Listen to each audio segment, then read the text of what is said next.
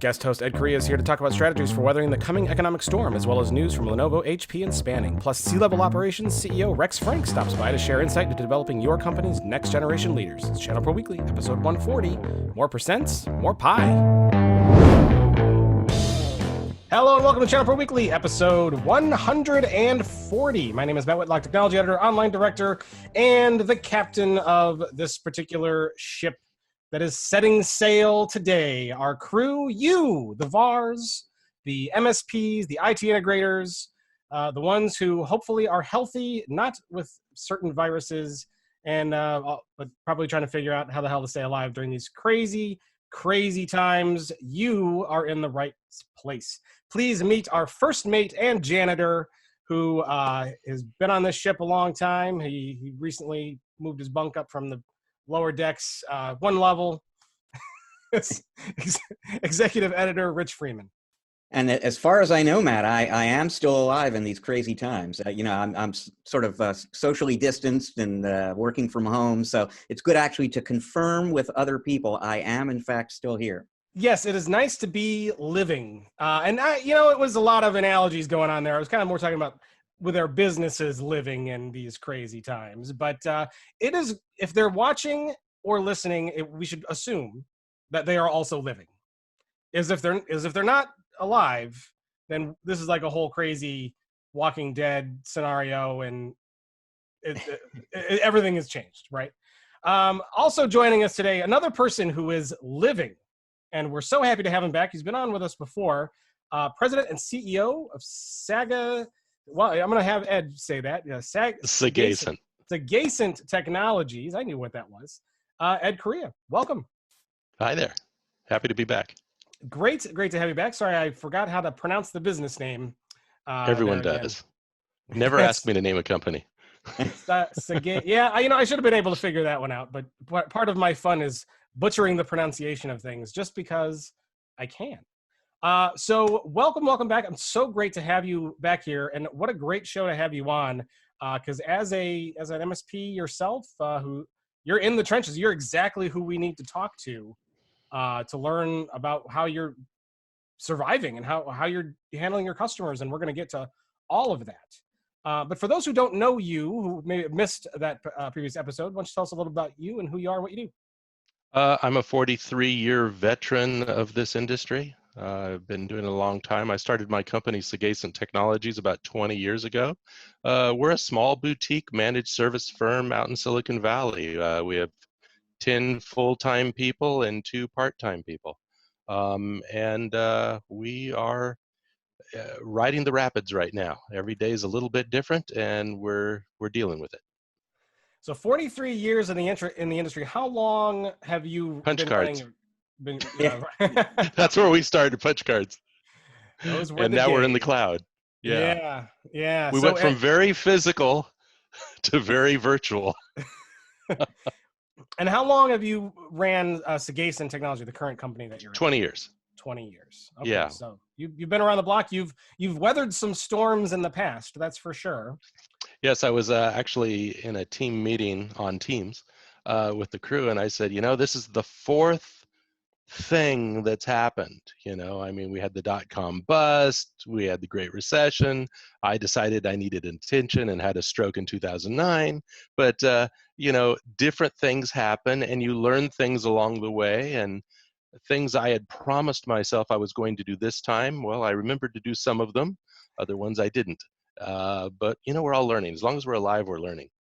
That's true. And I assume you're not working in an office. Is this a home office that No, I see behind you? I proactively closed my offices. I wanted to protect the engineers, and so everyone works from their respective homes, and we're not seeing clients physically unless it's a dire emergency, and then only if they have had no positive COVID-19 tests.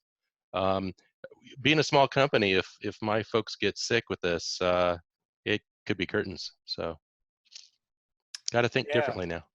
Absolutely. Rich, and how are you faring in the wonderful land of Seattle in your apartment with your stuffed iguana?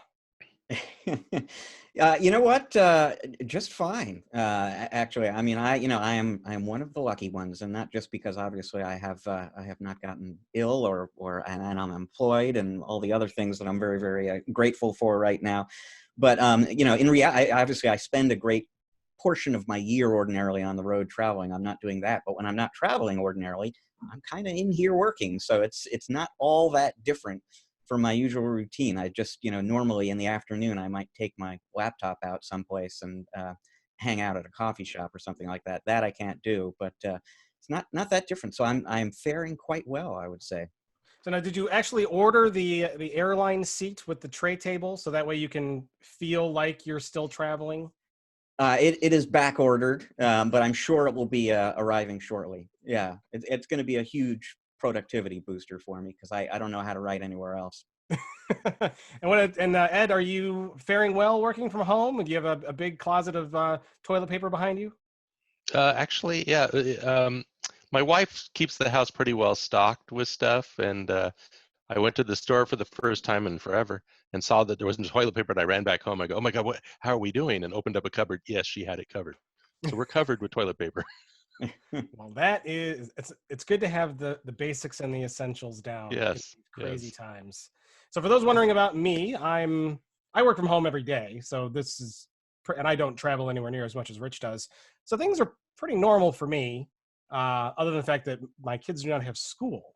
So I have my children here with me. And even during the summers when school's out, they usually go to like a camp. So this is very weird having them home. But fortunately, they're a little older. They can kind of take care of themselves a lot more than they used to be able to. So I'm still fairly productive for the most part. And doing well on toilet paper supplies, in case anyone's worried about that, and canned goods and ramen. Although, if you've actually been to the grocery store lately, like you cannot find a ramen noodle cup anywhere. Hmm. I haven't looked. You don't eat ramen? No, I actually went on that keto diet and tried to cut out that, and ramen is one of the things I greatly, greatly miss. It's Rich, you like the ramen noodle cups? You eat those for lunch sometimes? No, a little too salty for me. That's why it's good. Yeah, I That guess. is why it's good. Gotta love those. Yeah, well, even if you got a hankering for it, you can't find it anywhere. Wow. Yeah, pretty nuts. Pretty weird going out to the stores and seeing all of the things gone, and yeah, just crazy. But well, we hope everyone else out there is faring well and sitting pretty with piles and piles of toilet paper behind you, ready to service your rump's need. But we have a lot on this show to talk about. So we've got some news from Lenovo and HP. We're going to be talking about some dark web monitoring add-ons from Spanning. We're going to talk about what the meat of the show here: 6 strategies for surviving the current economic storm. This you won't want to miss. And then we're also going to talk with Ed a little bit more in depth about kind of how he's handling his customers, his business, because he's living this just with you, living the same situation that you're in, and we'll probably have a lot of great advice to share with you. We're also going to be speaking with Rex Frank later in a special interview, so stick around for that. C-level operations, Rich, what is that? Is that the company? C-level operations is Rex's consulting business. Yep. There's an errant S at the end of that, so I was a little confused. That's what I thought. I'm like, I thought it was C-level, but it's C, and it could be an acronym. I don't know, SEAS. There's an acronym for everything these days. So C-level operations. Rex Frank will be on with us later in the show, so make sure you stick around for that. Well, Rich, we might as well dive into the news. Lenovo's got a partner stimulus package to ease the Corona cash flow challenges. What are they offering? What are they giving? And how can I get money? I love when companies give away money. I want some.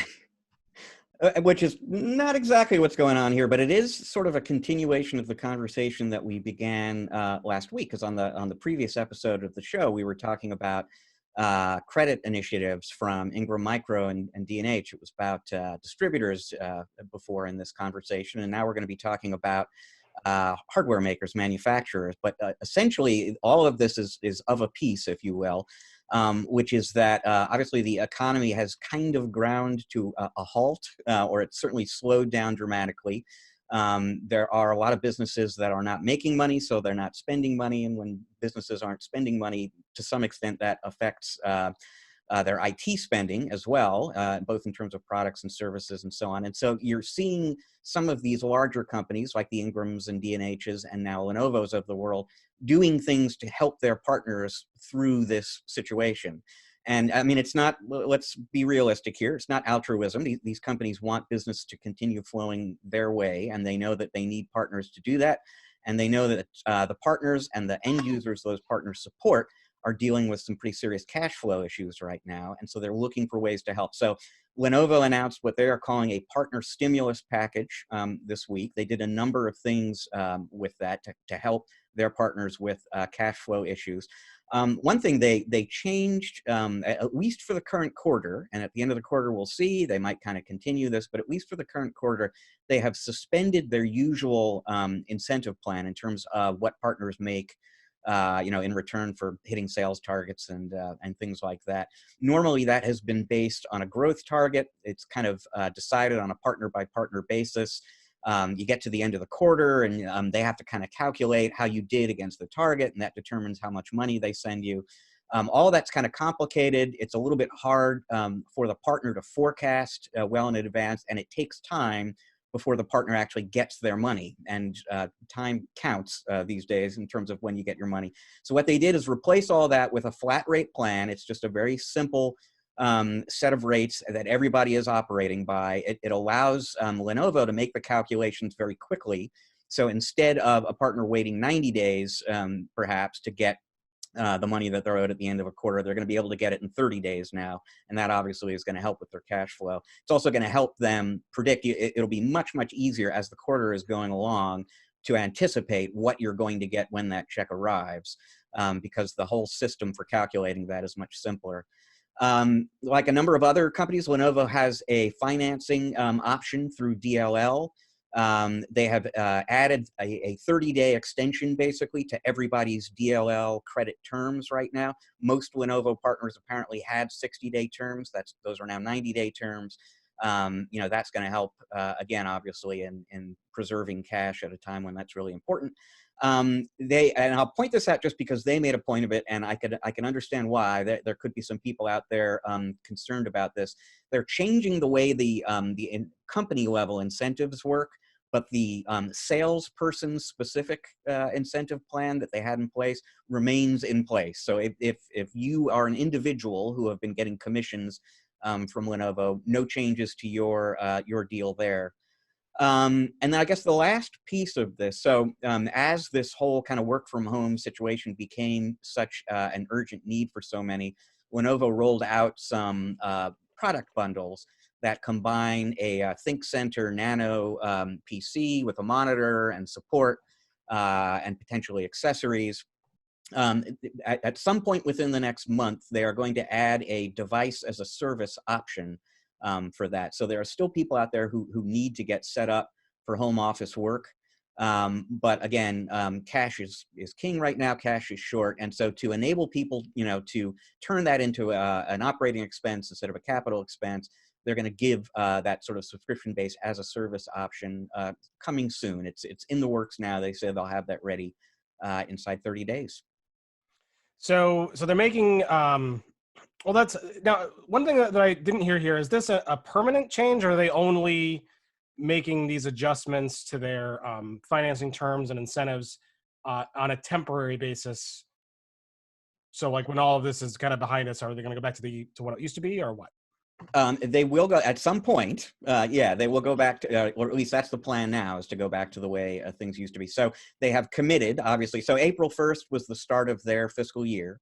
For the first quarter of their fiscal year, this is how things are going to work: the flat rates and the extra 30 days on the DLL financing, et cetera. And all they would say is, we'll be watching this all quarter long. If this is needed for another 3 months, we'll do it for another 3 months.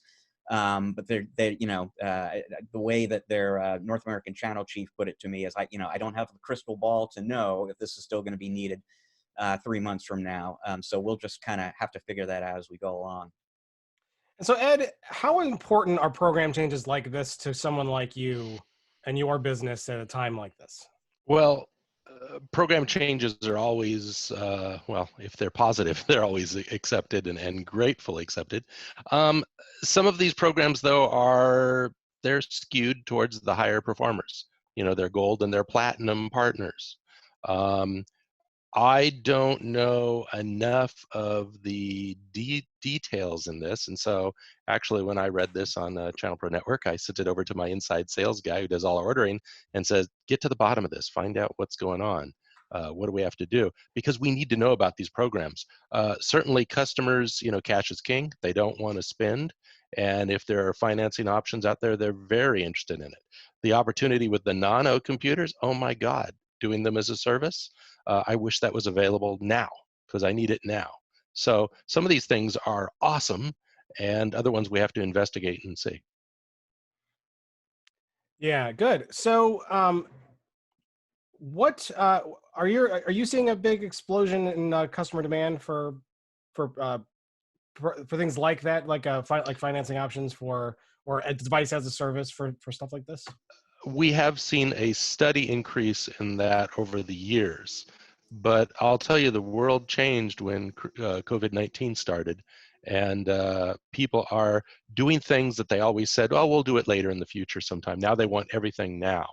And so there are tremendous opportunities if we've got the programs.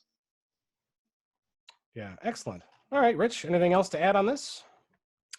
I think we have covered the important points there. So no. Yeah, and an important point for our listeners and viewers out there, we're going to scratch the surface of some of these particular articles, but there's a lot more information in here. So we'll put links to all of these stories in the show page, or if you're watching on YouTube, into the description area. So go click those, and it'll go, and then you can actually read the whole thing, and you'll get all the details, and you can read that and follow along here as we go. But Lenovo is not the only one that's doing some partner and customer relief initiatives. HP is also announcing some initiatives as well. What do they have? So I think this is going to be a shorter conversation because, quite honestly, a lot of the details around what HP is doing are still forthcoming. What they announced yesterday, with very little advance warning to the media and so on. So I think, like a lot of people, they're working very hard to put something together quickly. But what they announced, we had Christoph Schell on the podcast not all that long ago, Matt. And he talked about the new org chart, the new global organization that HP has set up, where they've divided the global sales force into these geographic specific teams. So what HP has basically said is they are going to be doing financing programs, leasing programs, some other interesting things. The specifics of those and the terms and all that is going to be geographically specific. And so at some point soon, we'll find out what this means precisely, here in the US, for example. That hasn't really been announced, but there will be some financing options, some leasing options. They're doing some interesting things. They are creating the opportunity to either defer or reduce payments on new products all the way through 2020. Which will make acquiring new hardware, print hardware, PC hardware from HP obviously easier. They've got an interesting thing coming that I would like to learn more about, but don't know in great detail now. It's a sales leaseback program. Essentially, they're looking to create a way for you to generate cash on HP hardware that you already own by leasing it back to HP.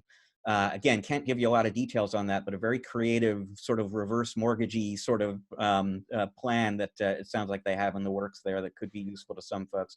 So wait, let me hold on. Wait, pause it. Yep. So I bought HP computers, and then I am going to lease them back to HP. That's how that works? As far as I know, I know what little we have been told about it, and it's a sales leaseback program. It turns HP equipment that you already own into a potential source of cash, and I have now told you everything I know about it. That seems weird, doesn't it?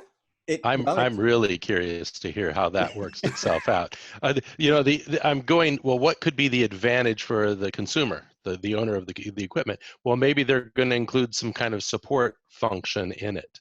but I can't wait to see the details on that. I would assume if I'm leasing it back to HP, I'm sending that hardware to someone else, right? Or you could be keeping it and paying a lease, and you're somehow getting something for it. But it depends on how they slice this. Yeah, really weird. I want to know when they announce more details about that, Rich. I want to hear about that because it sounds Definitely. really strange. Yeah. Anyway, keep going. What else do they got?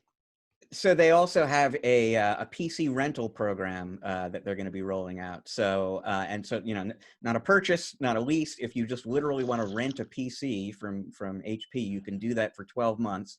You make your monthly rent payments at the end of that term. You can either extend the rental agreement, you can buy the hardware outright, or return it for an upgrade, they say, and then decide whether you're going to rent that or purchase that, et cetera. So another kind of creative idea for getting hardware out to people who are looking for, less cash-intensive ways to acquire that hardware. So can I No, that's rent? not. Okay, go ahead, Ed. That's not available yet, right?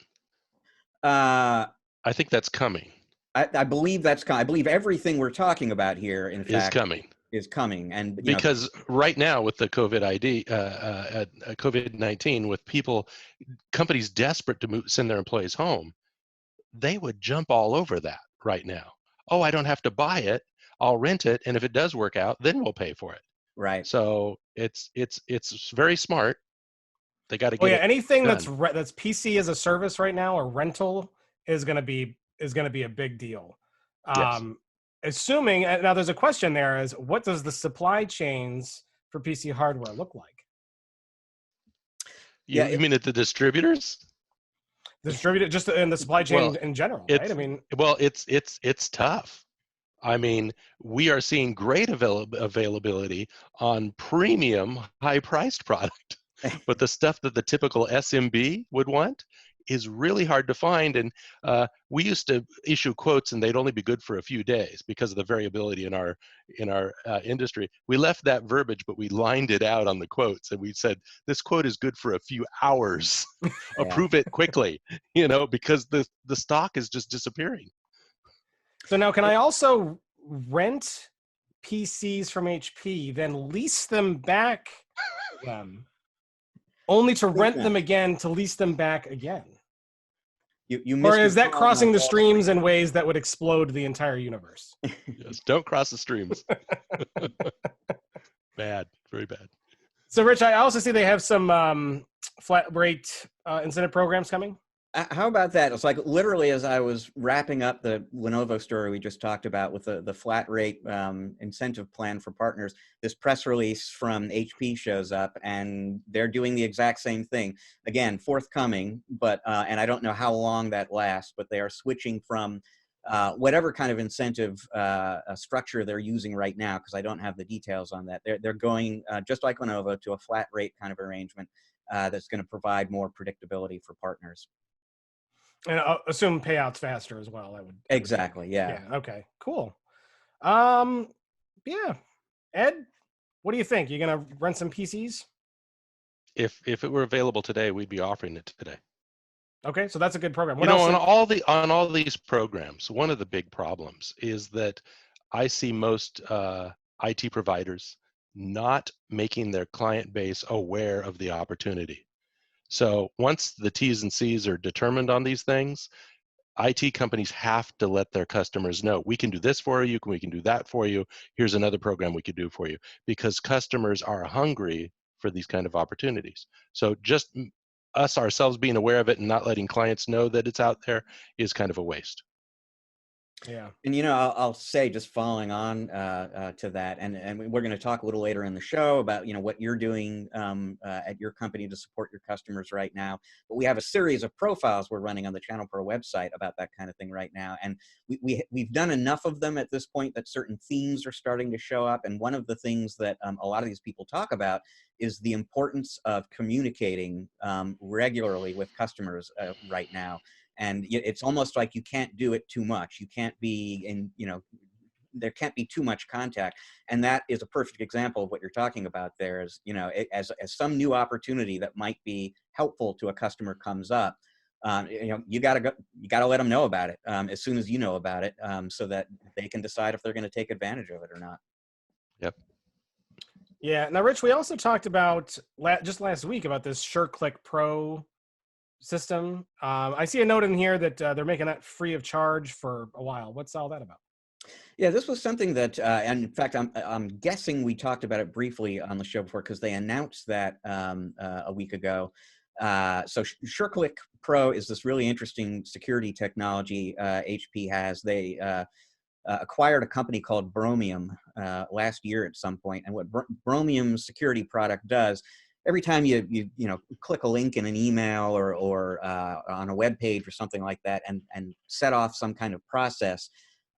This software, which came from Bromium, it's now SureClick, it fires off a virtual machine basically, and it runs that process inside that virtual machine. It's like an isolated container essentially on your PC. And the idea is, if it turns out there's something dangerous in that workload, whatever it is that you're running, it's confined to the four walls, if you will, the four virtual walls of that machine. It can't really infect the rest of the device. And so HP devices or any device equipped with SureClick is just, they're continually creating and then closing down what HP refers to as these disposable virtual machines to isolate these different processes from one another. So that's something that, the HP ships with its own hardware. They announced actually last week that they were going to be making that available through September, I believe, to everybody, and not just people running HP hardware. Anyone with a Windows 10 PC will have access to a free copy of SureClick Pro, the professional edition, which has some extra features and capabilities in it. Because obviously folks working from home now are maybe a little bit more exposed from a security standpoint than they are when they're at the office. And this is something HP feels like it can do to help make everybody a little bit safer. That's awfully nice of them. I'm going to go download that after this recording. Well, it's only free till September, so remember that. So they care Yeah. about your safety until September, and then you're on your own. Yeah. So no, very good. There's a lot there. Ed, what do you think about? Any comments about some of the things that HP's offering? Stuff that you're going to jump all over? I assume you're an Well, HP partner. that last item is absolutely crucial. The hackers have not taken a holiday during this crisis. They've stepped up their game, and they expect that employees from businesses are working remotely. They're time slicing between taking care of their kids and answering that email. They're not being quite as diligent as normal, and the hackers know this, and so they're sending phishing scams. They're sending packets. I just before this call, I got an email with a fraudulent PDF that was clearly infected. But if you're not wary, you're gonna get in trouble, and companies are gonna get taken down. We've had 3 just this year to date that we were asked to come in and help them after they were hit. And I'm worried. So things like this SureClick, that's a great idea, because if you could put that on every machine, a little extra help is needed today. That is the truth. The darn nefarious. We talk about them a lot on this show, and they don't seem to stop. It'd be nice if they just stopped. Well, they're making too much money. Yeah, crime pays, doesn't it? Evidently.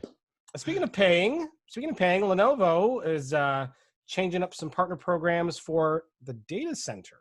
Rich, what's going on with them? Yeah, we're circling back to Lenovo here, but a different part of the company, their data center group. In 2014, Lenovo bought the x86 server business from IBM. They have since then built a whole data center organization. They do storage, they do hyperconverged, all sorts of back-end infrastructure products. They are, by their own admission, and this is obviously stuff anyone could look up, they are not a market share leader right now in any of those categories. They, broadly speaking, they believe that their market share for the DCG or data center group products that they sell is in the vicinity of 12 to 15% in Canada and single digits here in the US. And so earlier this year, they appointed a new channel chief for the data center group. His name is Steve Biondi. And he decided right away that growing market share was going to be priority number one in terms of what he was going to focus on. And so a big part of his strategy for helping the company grow market share is to revamp the data center group partner program. And the way they're going to do that basically is to make investing in that program more lucrative for the members. Essentially, his analysis of the program when he arrived is that, you know, there were a lot of great things about it, but if you looked at the benefit structure, the rewards for making the investments necessary to go from silver to gold, gold to platinum, et cetera, they just weren't big enough to really motivate people to put in the time, do the training, get the certifications, make Lenovo sales a priority, and so on. So really the big thing that they're doing is changing the benefit structure around in a way that will change that. And just, you know, to illustrate the kind of thing that they're looking to do, if you are at the platinum level in the program going forward, if your sales performance, you know, this year is the same as last year, you stand to make something like 40% more in terms of the incentives that you get back from Lenovo, just because they have made it more valuable to get to the platinum level. If you overperform against your goals, there's a 5% rebate, additional rebate that you're going to be able to qualify for. So big kind of hunk of change that they're hanging out there for you to make it worth your while. To step up the ladder and get to the platinum level. Looking for some of the there anything beyond platinum? I don't believe so in this program. Yeah. I remember distinctly in the 70s when Kiss released an album. It was called Double Platinum. So there must be something beyond.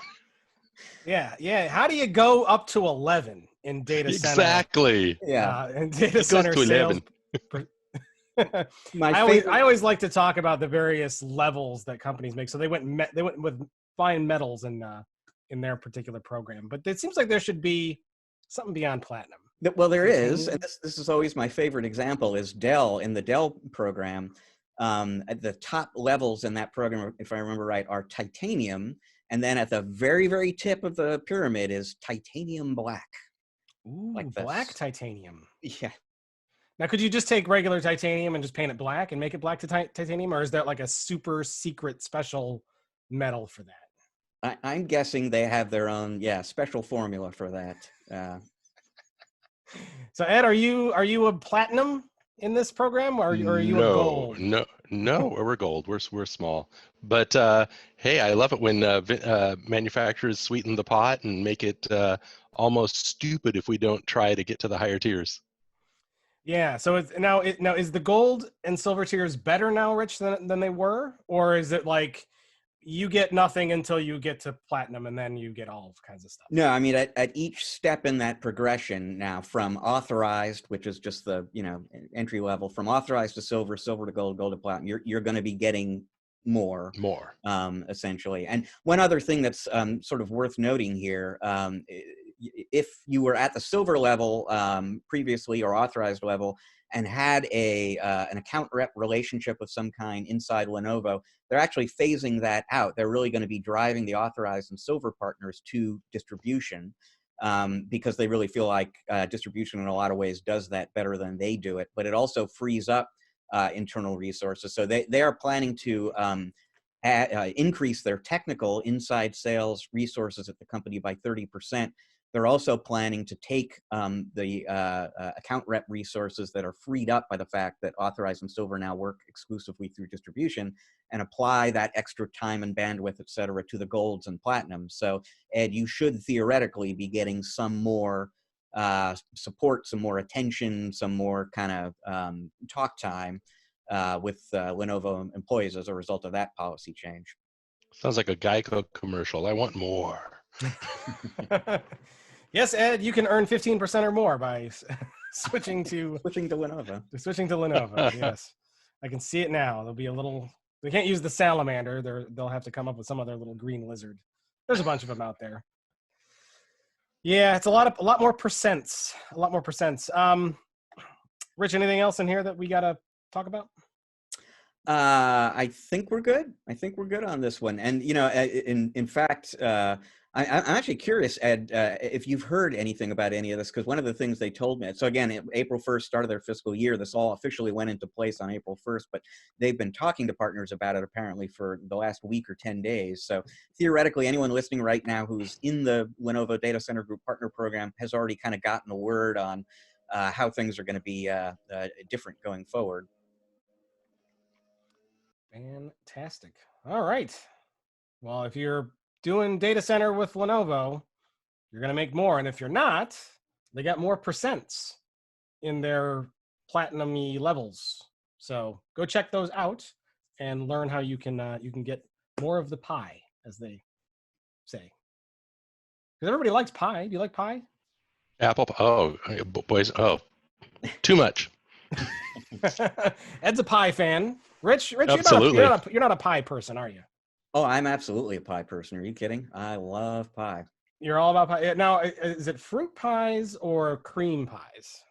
It's all good as far as I'm concerned. But I Like do the have. French Oh, silk. fruit only. Yeah, Fruit only. they're better. They're more better. Yeah. I'm a pecan pie kind of person. Oh, wow. But yeah, it has to be a thin slice because otherwise you'll die of sugar overload. Yeah. Oh yeah. They're definitely rich and heavy. But I like a good like lemon meringue or key lime. Yeah. Key lime is real good. Key lime in Key West. I don't know why. They always taste better there. I have had actual key lime pie in Key West, and it was very good. Yeah. It was very good. So more pie is also the moral of this data center story. Get more percents so you can afford more pie. Wonder if I could try that as an employee incentive. Do this, get pie. I've never tried it. People would do a lot for pie, I think. Okay, we're getting ridiculous here. All right, Spanning is adding optional dark web monitoring to what, Rich? That's the question. So Spanning, for folks who are not aware of it, they are in the cloud-to-cloud backup business. And so we're talking about a new add-on for their Office 365 cloud-to-cloud backup product. And it's kind of an interesting one. So, we have long thought of BDR as a layer and a good, solid multi-layer security strategy, sort of that last line of defense. And they've kind of added an additional layer to this product. You now have the ability for 50 cents per user per month to add dark web monitoring to your Spanning Office 365 backup service. And if they find, credentials belonging to anybody who has an Office 360 account that you're protecting, if they find that person's credentials on the dark web, you get an alert about that. At that point, what you'll have to do is go into the Office 365 auditing tools and take a look and see if any data has been tampered with and encrypted, stolen, etc. But if there has been a problem with the data, then it's kind of a 1-2 punch because you've got the Spanning backup that you can use to restore anything that was damaged by that. But kind of an interesting, and I should say they don't really think of this as something that they're targeting at MSPs.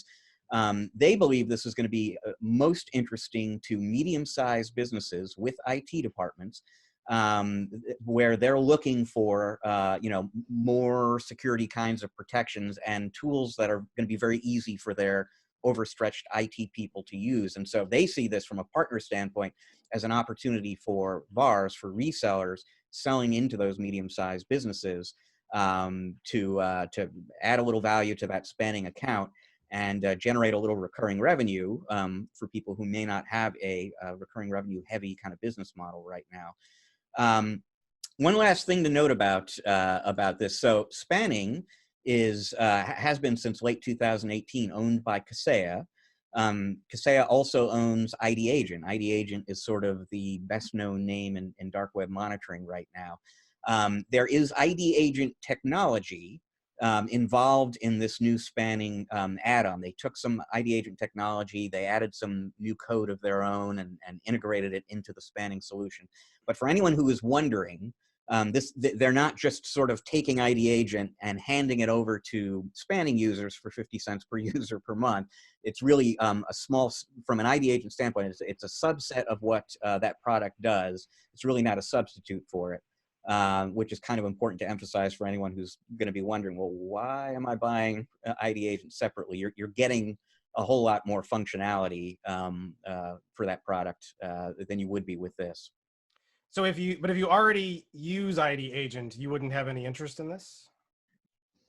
Well, again, they're targeting the spanning add-on here is targeted at VARs, selling into medium-sized businesses. ID Agent is mostly selling to MSPs, selling to medium-sized but also smaller businesses right now. So from a Kaseya standpoint, these are kind of parallel tracks but separate tracks. They have a strategy for dark web aimed at MSPs that revolves mostly around ID Agent. And then beyond that, they're in this particular case, they're using spanning to do that. We're going back to our pie analogy. They're putting a finger in each pie, or two different pies. Yes. So for less than the cost of a slice of pie per month per user, you can get this. Now, I'm starting to see dark web monitoring, at least in a basic form, that's what this sounds like to me anyway. Like, we will monitor the dark web and alert you if your credentials show up. Is that kind of it? Yeah, that's the gist of it. So it's not like there's any sort of automated remediation or anything like that. Yeah, they're watching the dark web for you. They're going to let you know if they find anything related to an Office 365 account that you are responsible for. And I'm seeing this functionality being built into a lot of different tools. So how many services like this does one need? I don't know. It sounded like the spanning was going to be much more of an automated alert system that detects things, which I haven't seen in the dark web scanning. We are a client of ID Agent. I love the product. I think it offers clients a lot of value, and particularly gives us a great reason for engaging with that client and having another conversation and showing them why they need these other products. So dark web scanning is important. I really want to learn more about spanning and see how they're using that. Yeah, well, and it's certainly a low cost add-on to sell to somebody. I mean, it's pretty easy to justify. I think at 50 cents. The real cost is the back end of somebody looking at this data and then translating that into usable information for a client. Yeah, well, now Richard says it's for businesses with in-house IT departments. So would you as the MSP sell this to your customer? So Sagacent, we focus on two segments. If you're less than 100 people, we're going to do fully managing everything, managed services. If you're over 100 employees, you've usually got an IT presence, and we do co-managed IT. And then we'll do those things that they're not so good at, and often it's education, because we're constantly learning and seeing different things. They only see their sole environment. And so that a co-managed IT relationship is really good for them. Yeah, okay.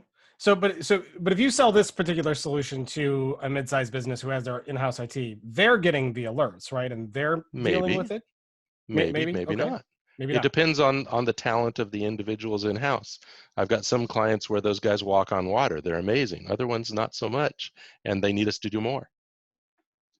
Yeah. Rich, what do they say what's the value sell for the VAR in this case? For the VAR, it's an additional source of revenue. It's recurring revenue, which everybody is looking for more of that these days. So here's some more subscription revenue for you to be earning, and you're adding value for your clients. And it's from a partner standpoint, there's not actually typically very much that you have to do, because again, the idea is you're selling into companies that have their own IT folks. The spanning product and including this dark web service, they're really designed to be sort of set it and forget it. So to Ed's point, before, you're really not going to have to think about it very much unless the system finds something on the dark web and then you get an alert. But it's, from a VAR standpoint, it's a relatively simple way to add some value for the customer and collect some recurring revenue. And the one thing I was going to ask, you can't deploy this on its own. It's part of the backup solution, correct? That is correct. It is an add-on for the backup service. It's not a standalone product. Okay.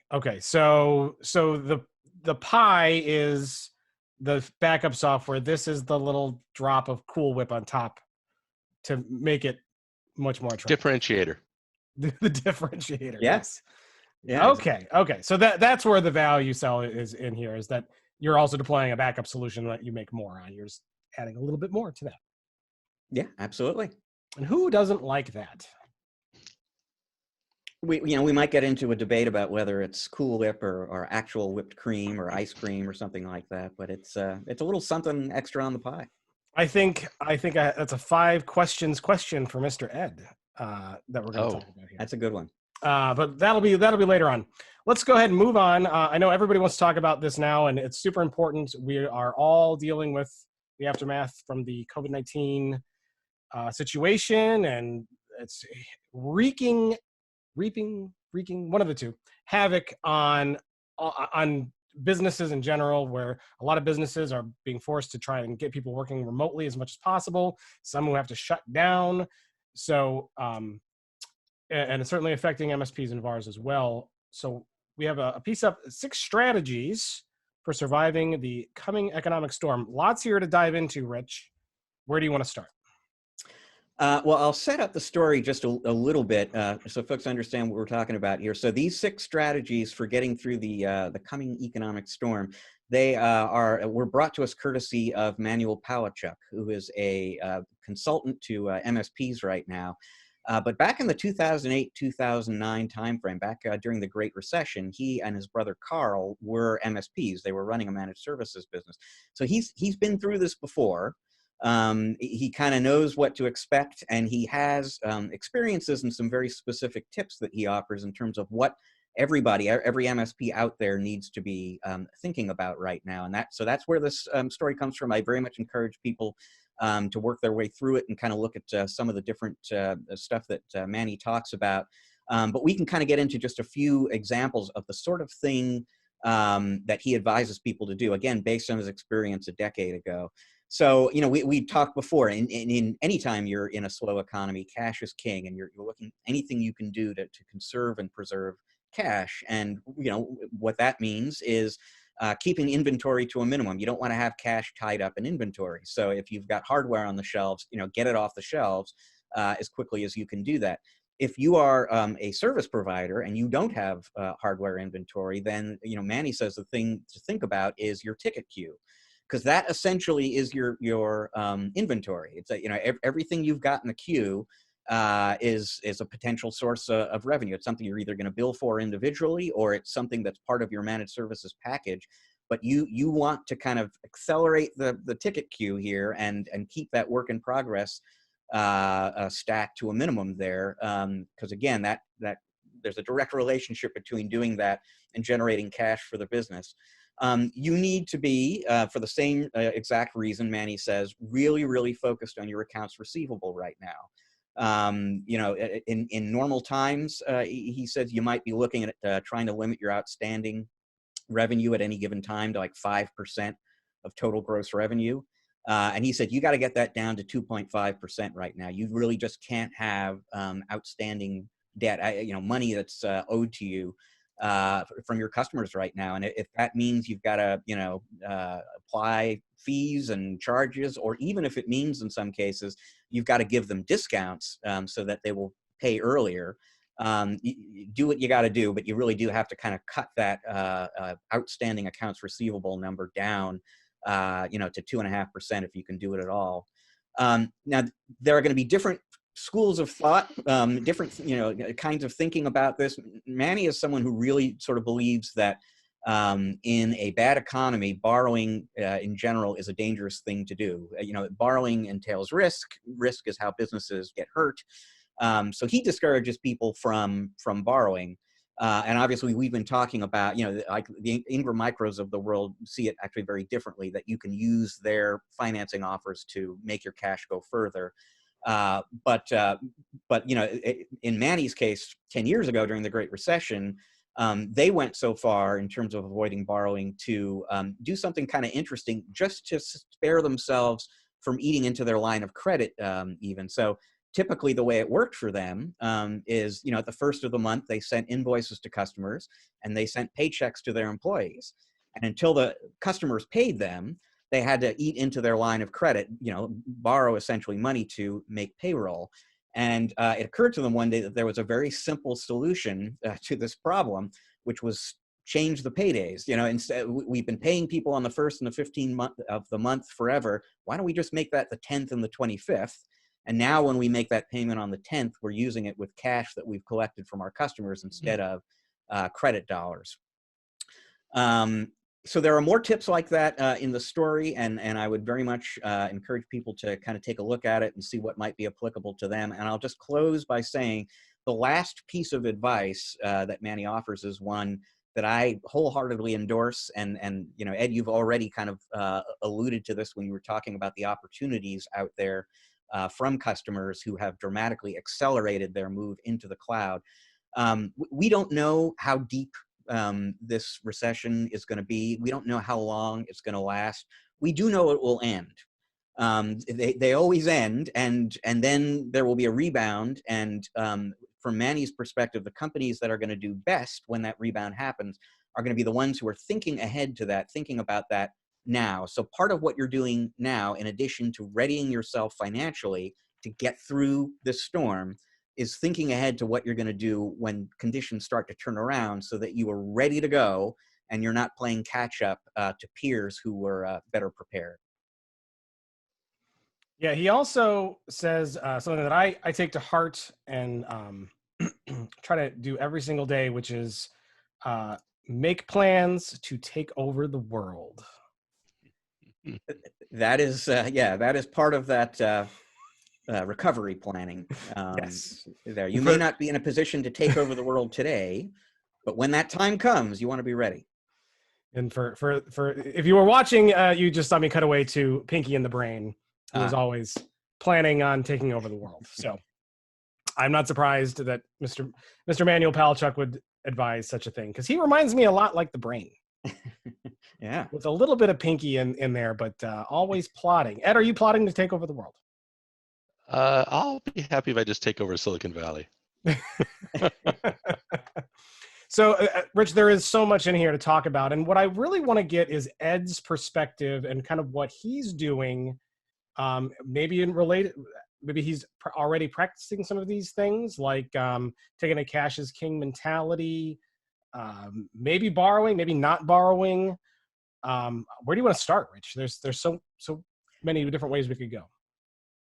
Yeah, I mean, you know, and that's why I'm so glad to have Ed on the show this week. Is you know, Manny provides a lot of really great concrete advice, but it is advice from a consultant. Ed's kind of living this right now, so whether or not it you know, aligns with anything in this article, Ed, I mean, let's just start. I'm actually fascinated to hear both how you're supporting customers right now, and strategies you're using for that, issues you've run into. But let's start maybe, since we've been talking about it just now, with the business side of that. What kinds of business related steps have you been taking to get yourself set up for a time when cash is going to be tight? Well, my wife would often tell people that when I'm driving down the road, I'm usually looking through the back window and the windshield of the 3 cars in front of me. I'm always trying to see what's down the line. And all last year, I was going around telling everybody about the coming recession. However, the upbeat mentality of our economy had convinced me, okay, it's going to come later, maybe 2021. Most of us did not see this virus. And when it started happening in China, I started sending out emails weekly. I think the first one went out about 3 weeks before the US started really taking it seriously. And I started saying, okay, if this got bad, you might have to send people home. You might have to do this and that. And I started sharing with them parts of our business continuity plan. And saying, we're taking these actions. I think it would be a good idea if you did those things. We're now testing people's ability to work from home on their computers and be able to do everything. I think that would be a good idea. You did that. And so I kept this repetition going on. That was the first thing, communicating a lot. And we still are doing that, at least probably 2 emails a week to the whole customer base, telling them what we're doing and what we think they should be doing, and that we're here to help. We immediately put in a hiring freeze. We were planning to hire 2 new people. And I said, nope, stop the presses. We're not going to do that. So we did that. About a week into this, we did a cut of hours on my engineers. So they all reduced from 40 hours a week to 30. Although if the business is there, we might ask them to do more. Under the current climate, they're able to apply for unemployment with that. So they're all fine with that.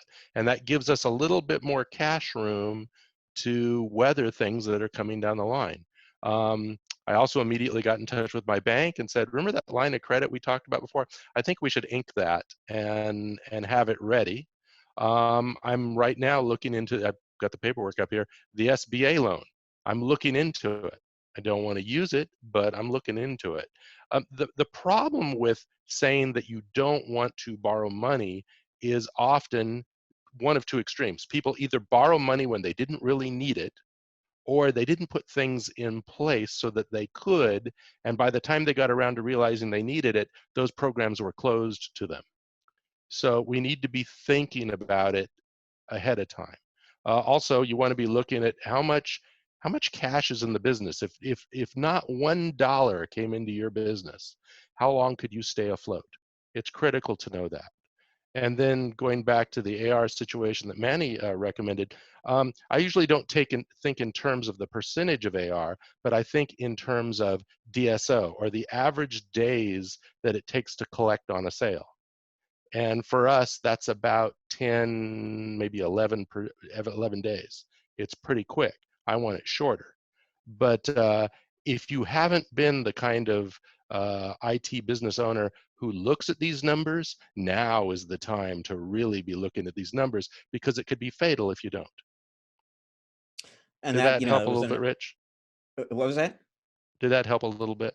Yeah, absolutely. A lot of great stuff there. And in fact, one of the things Manny talks about in that article is the importance of really just knowing your numbers in general. You know, this is a time when you really have to have a firm grip on all your financials for that reason. And then there was something else you talked about there too that also came up in the article based on Manny's advice. Back when he was running that MSP in 2008, 2009, rather than lay people off, they reduced hours exactly the way you did. So they didn't lose that expertise. They didn't lose the people who, you know, knew their processes and had been trained and so on and so forth. They just reduced hours instead.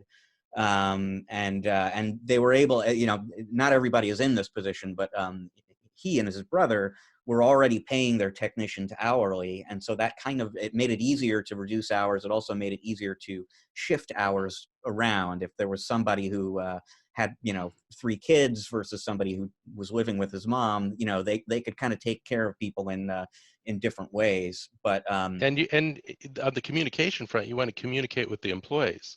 I wanted them to understand, what is our plan, what are we doing, and I told them about, okay, we have this line of credit. They have to have confidence in us at this time, and by doing that, they can feel more comfortable.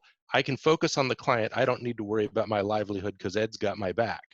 And I think every employee should feel like that with regard to the business owner, that they're looking out for them. A common phrase in business is cut once, cut deep in situations like this, but you don't want to have to do it again and again, because that'll erode their confidence.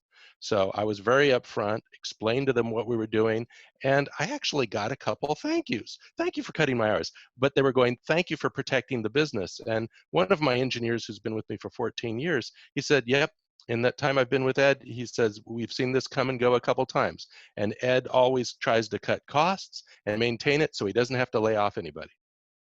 So, you know, as we record this, we're recording this on the day that, you know, unemployment claims for the previous week, we learned were 6.6 million. It is a good time to be employed, folks. And, you know, anything you as a business owner can do to keep people employed, even if it does mean people are going to be working fewer hours, people are going to be taking pay cuts.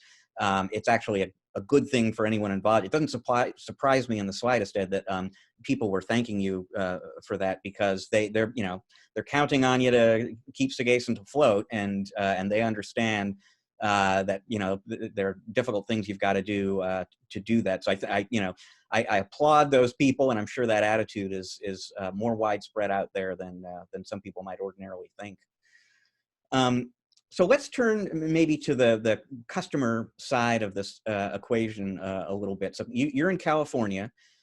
California was, I think, the first state in the country to just go stay at home statewide, sort of the trailblazer in that area. So take us back to the earliest days when that, so you'd been trying to get your customers ready, warning them that this kind of thing could happen. You need to be ready for it. But now it actually comes, it's hit them. What were those early days like in terms of what you had to do and what you were faced with? Well, about a third of the clients paid attention to those emails and pleas from me to get ready.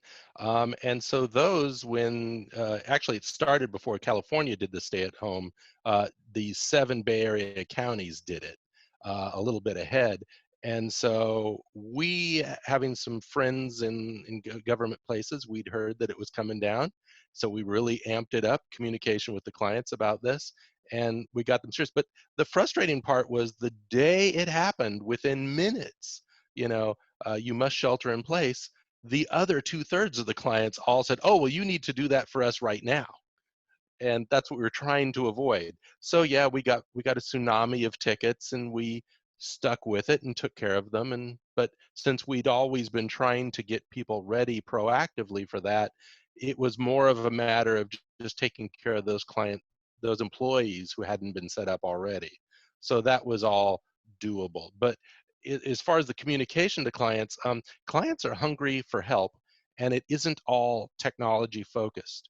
So I have a friend who's an HR lawyer, and she's been publishing her interpretations of the laws that are coming down from government and what they mean in clear layman's terms. I've been turning around and sharing those with my clients and saying, my friend Eileen wrote this. And just last Friday, she did an update. I said, here's another one from Eileen. I think you should read this.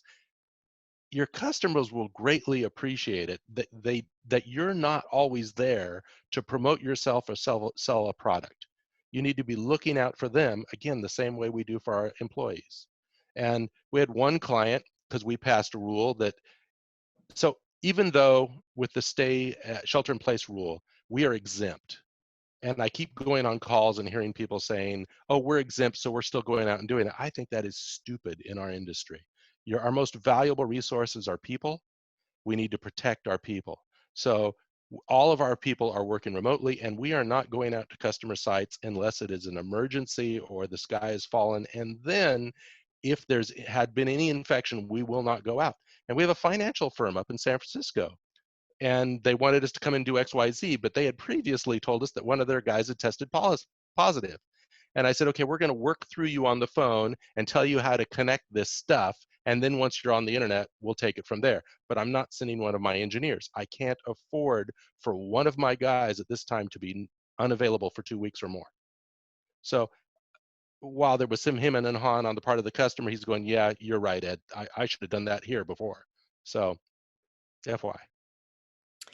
So, I know a lot of partners have been scrambling in recent weeks, just trying to help their customers get set up. So, not everybody, most people, in fact, didn't necessarily have a whole kind of home office, setup ready to go when that was needed. So helping customers get that in place, despite all the supply chain challenges out there, I know has been a huge challenge for a lot of people.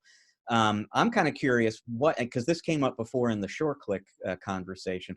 What kinds of steps have you taken from a security standpoint to kind of make sure that now that all your customers are working from home, they're doing so as safely as possible?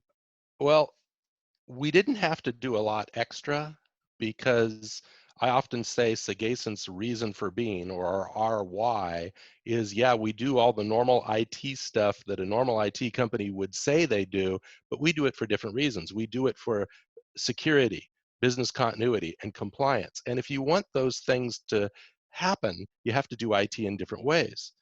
Because of that, everyone's email is set up with two-factor. Remote access to the data is two-factor. Many of the access to cloud applications is two-factor. And then we're running everybody through VPNs, but not VPN device to device, not from the laptop directly to the server, but from the remote computer, laptop or desktop, to the firewall, and then from there to the resource, so that we can see what's coming through. And if bad stuff starts coming through that connection, we can sever it. It's a different way of thinking about IT. It's seriously taking layers of security. And if you haven't put that stuff in place yet, you're really behind the 8 ball trying to do that today. So we really didn't have to worry about that because we already had it all in place. Make sense? Yeah, no, very interesting, in fact. Um, One of the things, I mentioned earlier in the show that we've been running this series of partner profiles and how they're kind of dealing with the crisis and so on. One of the questions I always ask when I'm interviewing somebody for that series is just and especially now we're a few weeks into this, what lessons have you learned? What surprises did you encounter? Is there anything you might do differently the second time around if you had a chance to redo it? Anything out there that folks listening to the podcast right now might benefit from? Like I said, this is the 4th such time I've gone through this just since owning Sagacent. So we're doing okay. We're doing the things we learned the hard way before. But so I don't know that there's anything that I regret not doing, except for not shifting my retirement funds. Somehow I should have bought that crystal ball so I could see it like a week ahead and then done it, but I didn't see it. I was focusing on the risk of my clients and not thinking about my own retirement funds. So I'll just wait that out because it will come back. Things will get better. It always does. How long it takes, I don't know. But seriously, there aren't a lot of things that I don't think we've done from a business perspective or from an employee's perspective at this point. So happy about that. That is good news. And maybe to end this conversation on sort of an up note, let's, we're just sort of heading into a recession right now. And again, don't know how deep it's going to be, don't know how long it's going to last, but we do know we will eventually get out of it. And so I'm curious to get your perspective on where opportunities will be, new opportunities will be as spending does open up again. I was interviewing an MSP just yesterday who said that, now that he's got all of his customers set up to work from home, all these business owners who used to think that that's a terrible thing and it's going to damage productivity and we would never want that, they're seeing it works. And he's talking to customers, small ones, some fairly substantial ones that are saying, you know what, we're spending a ton of money on commercial real estate we probably don't need. I mean, we could do a lot of this permanently going forward if we had the right tools and technologies in place, et cetera. I think the whole economy, the whole business world was headed in that direction anyway. And this has just, supercharged that transformation process. What are you hearing along those lines from your customers? What do you see coming up ahead as an opportunity for you based on what people are learning now? First of all, I totally agree. I think we were all doing business X and we've gone to Y. I don't think that there's ever putting the genie back in the bottle. I think there were a lot of business who did not want to do remote communication and collaboration online. They're seeing, hey, that works. A lot of them didn't want their employees working from home. Oh, that'll never work. Well, now they're having to do it. So they're going to accept that now. But I think the opportunities there are we have to tool, as an MSP, we have to tool our business to be able to take care of businesses where few are in the office, more are in the field. Last year, we got our first 2 clients that were born in the cloud, meaning that there was no headquarters. They were distributed around the globe, and we had to figure out how are we going to support people like that. We had to make some changes. But if you're not making those changes, you better be thinking that way because that's the way it's going to be when we come out of that. I think the traditional business where everybody comes to the office all the time, and that's the only model, that's going to be much less prevalent in the future. I think people are definitely going to be interested in more in the as a service model. They won't want to buy computers. If it's renting or leasing or as a service, they're going to be much more interested. This whole agility thing of being able to do that, it was like they were dragging their feet and not being that receptive to the idea before. They're going to be very receptive now. So we need to stay in the game. We need to support them the best we can. And as we start coming out of this, it's going to be a different world with much bigger opportunities for us. Yeah, I agree. I definitely think there's a lot of companies out there who were always in the standpoint of like, oh, we're never going to have remote employees, but now they're getting forced to have a taste of it. And I bet a lot aren't going to go back, or at least it's going to become a much bigger part of their business going forward. So here's a case in point. I was one of those people. I did not trust my employees would be as productive working from home as they would in the office. Well, the numbers are still out on whether they're as productive at home as at the office, but because of the way we've deployed Microsoft Teams, and everybody first thing in the morning when they're in there, they all check in, and we have a special channel for that, and then they're communicating and they're asking questions and stuff. It is fabulous. We are communicating better today than when we were sitting a few feet apart from each other. And that is just mind-boggling. And when we go back to our offices, we have to somehow keep that in our culture going forward. So that's a really good outcome. Yeah, there is a lot of there's a lot of companies that can't do remote workforces, obviously, but but for the ones that can, I think you're going to see a lot more adopted. And I think there are some people who may not be used to working from home. There's going to be a learning curve for a lot of those people, and some people aren't very good at working from home. I've known some of those in the past. Being able to manage distraction is a very, very big key. Yes. But I think a lot of people are going to learn over the next 3 to 6 months, and maybe also, like you said, be more productive at home than they were in an office building.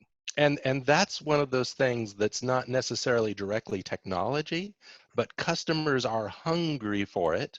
You know, maybe if you wrote a couple emails and you're talking about your experience there and saying, hey, I've got some ideas I'd like to share with you, because when we come out of this is going to be really important for you to compete successfully in your industry using these new technologies.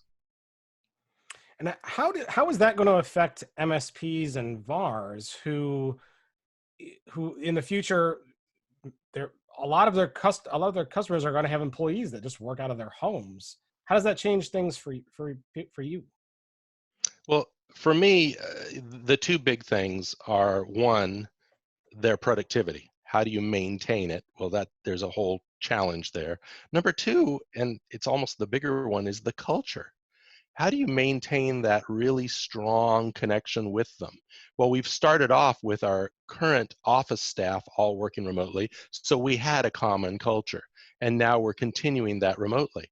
But what happens when I start hiring somebody out of Tennessee who I've never met face-to-face other than on Zoom or something, and we're trying to manage them and we want to infect them with our winning culture, but they're way over there. So there's going to be some big challenges, and it's not just us, it's going to be everywhere. Well, even with your customers, is it going to change or make it more difficult to service customers who all have remote workforces? It can, but for the same reasons. We have to have the systems in place to support them, and we can't let them feel like they're orphans and they're not being supported. Yeah. I was going to say the red-haired stepchild, but I see you have red hair. Well, less hair, I should say, than used to. Yeah. Okay. Very cool. Well, a great discussion. I think we could probably keep going on that forever, but we're going to stop there. But really good insights, and it's really cool to see what MSPs and VARs like you are doing to try to adapt and help their customers adapt in these crazy, crazy times. And it's fun to look out and see how it might change things permanently going forward. And I think everybody's kind of seeing the writing on the wall in a lot of these areas. But the show is not over yet. We're going to take a short break. When we come back, we are going to talk to Rex Frank from C-Level Operations. We're going to talk about the 6 tenets of developing your next generation leaders. Rich, is going to be a very fascinating discussion. I cannot wait for this. Stick around. We'll be right back.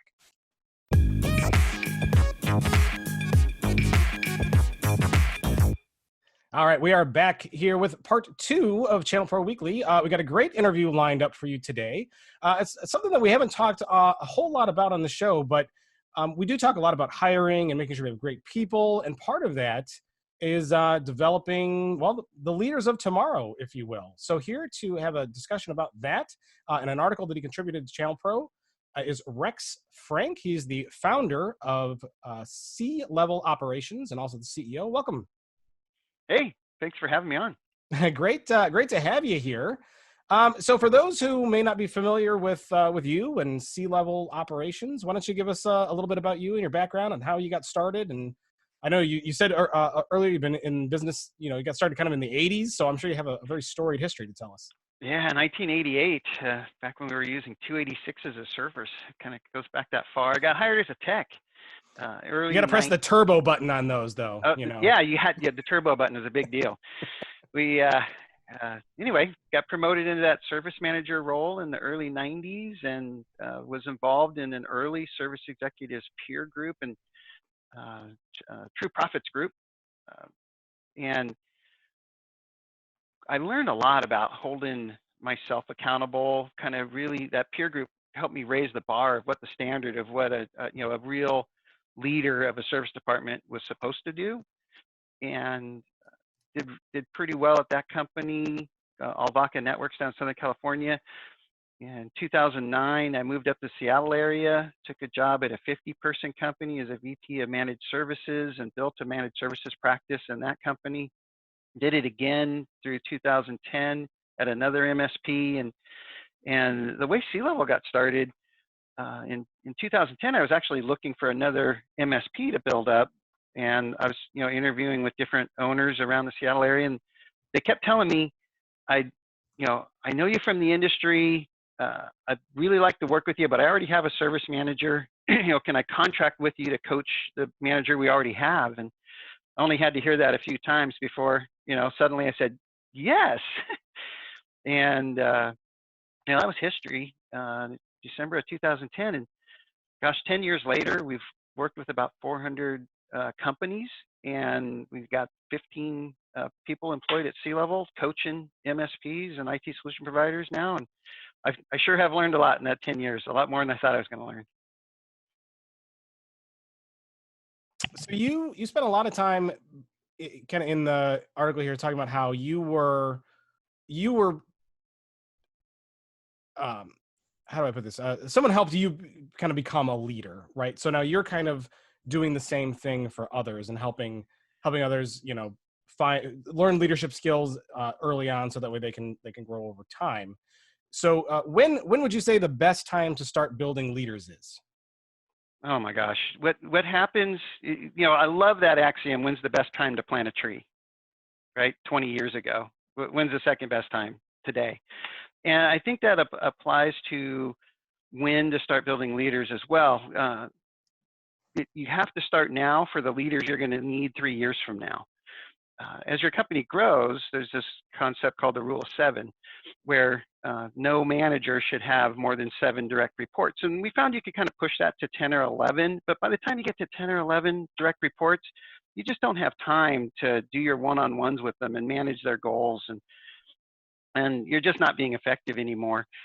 And what happens is we run into a lot of clients that C-Level is talking to, and we say, okay, so you need a service manager, who's in line? And they kind of feel like, well, we haven't really been building anybody here. I've always only hired for technical skills. I have never hired for leadership skills. And I kind of, all of our coaches have to break the news more often than we like that, we're 3 years away from you being able to start growing again because you're at your number of people you can manage cap. And it's disappointing, and that's kind of why I want to get the word out there. Hey, you got to start now if you plan to grow your company.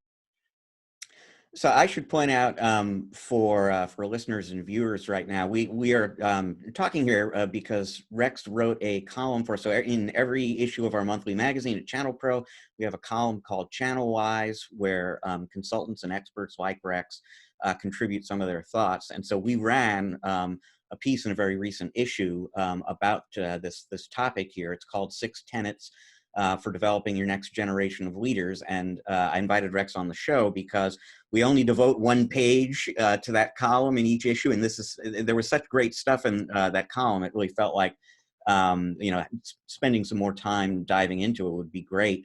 So tenet number one on the list there was, you need to get started thinking about this yesterday. It's impossible to get started too soon. One of the things I was wondering about, though, is how explicit about this should you be with your employees? So, I mean, once you've kind of decided, I think that guy is next in line for service manager, I could see that person becoming lead tech. Is that a conversation you actually have with the employees right now and say, hey, I am cultivating you someday to step it up to the next level? Well, yeah. First, before you have those conversations, you're looking for them to, when you're in a meeting, do they naturally kind of start to drive it? Do they naturally, are the other employees naturally saying, well, that's the person who seems to know about it and goes to them for lead, advice? Because there's a natural leadership tendency, and like I said, we have a tendency not to hire for that. So we end up with a tribe where there is no leader because you're the leader. You don't need to hire that, right? So it's really important to mix in a different skill every once in a while, because the engineers you're hiring, some of them do have that leadership capability built in. So you're watching for that first. And you don't necessarily, on many occasions, we've chosen a relatively new or maybe even younger person in the company to become the manager or the leader. And some of those personality assessments, the DISC profiles, that kind of thing can be really helpful in deciding who has that leadership kind of built into their personality. I know my dad is a great example. He was a COBOL programmer, for his entire career, working on the space shuttle.